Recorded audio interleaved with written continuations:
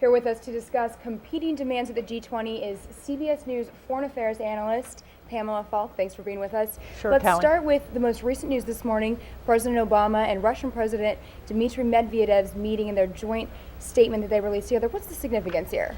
Well, it's very important, partly because despite the protests, the U.S.-Russian relationship is very important, and it was very tense after the Georgia conflict. This is an important arms reduction treaty extension, really, because the treaty itself, the START treaty, would have expired in December. And what this does is keep arms reduction going, and it's very important, and particularly because Russia's help will be needed in Afghanistan and in other areas of the world, and so it reopens the relationship, which was very hard and tense with Russia. And we have NATO coming up next, so we're going to need a lot of support. Yes, after the G20, the president goes to Strasbourg, France, and the NATO meetings. And the only country that's really probably going to increase boots on the ground is the UK. And the United States both needs Russia and the UK in Afghanistan. That's going to be the principal issue at the NATO summit. Of course, it was also with Hillary Clinton as Secretary of State in The Hague in their meeting. And that is very important. And I think we've now seen the groundwork for a probable success at the NATO meeting. Along that same vein, why is cooperation between Brown and Obama so important? The Brown-Obama bilateral, as we say. Yeah, it's mainly important because President Obama needs Prime Minister Gordon Brown to strengthen their view that stimulus has to be increased. And you see this great divide at the G20.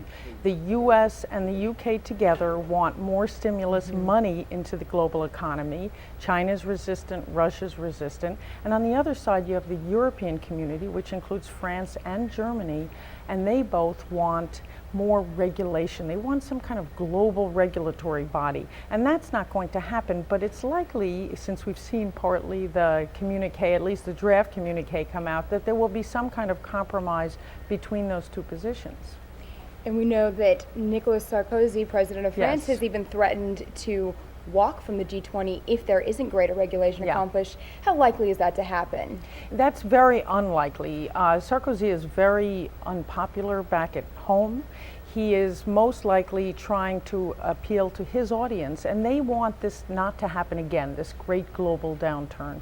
And so they believe that if you can regulate, have some kind of international regulation of hedge funds and derivatives and tax havens, that you can stop this from happening again.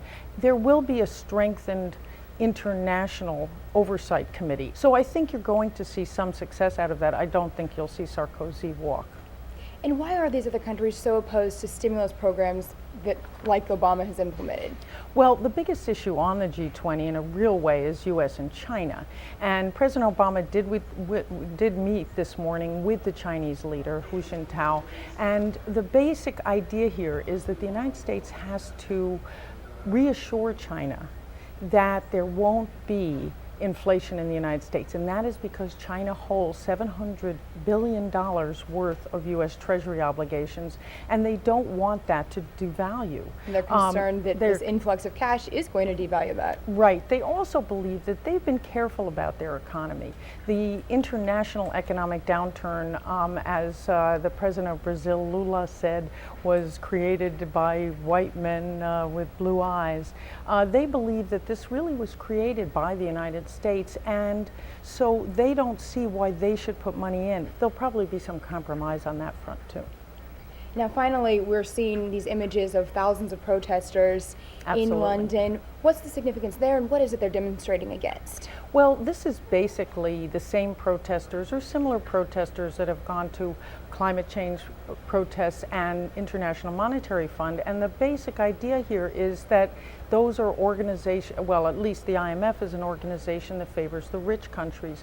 One of the things that probably will come out of this G20 meeting is also a reform of the IMF, where China's contribution is reflected in its vote, at least in the coming years. The protests have gotten really large, and that is because of the economic downturn. This has had very serious effects, obviously in London and in England itself. And the OECD, the Organization of Economic Cooperation and Development, has predicted 25 million more jobs lost by the end of 2009, and a 4.3 reduction in the global economy. So the protesters are justified. It's not a protest against President Obama or any of the individual leaders. It's a protest against the U.S. policies where they perceive the global downturn started, and against the United States itself. I think President Obama walks away from this with a win. How so? What do you think he has to accomplish for people to say it was a success? Well, he's already accomplished the U.S.-Russia. He will accomplish some of the U.K. assistance in Afghanistan. He has directed Secretary of State Clinton to at least have Richard Holbrooke talk to the Iranians. And he comes back with reform and trade. The other final piece on the G20 agenda is to make sure that the world doesn't begin protectionist policies and close down trade, which really sparked the last Great Depression. So he's almost already walked away with the things he needs to win. He's enormously popular in Europe and in the United States, and people don't blame him for the downturn. So he is in many ways, more than any of the other leaders at the G20, he's the voice of change. Great. Well, thank you so much, Pamela Falk. If you'd like to read Kelly. more about Ms. Falk's analysis, you can head to the World Watch blog right here on CBSNews.com.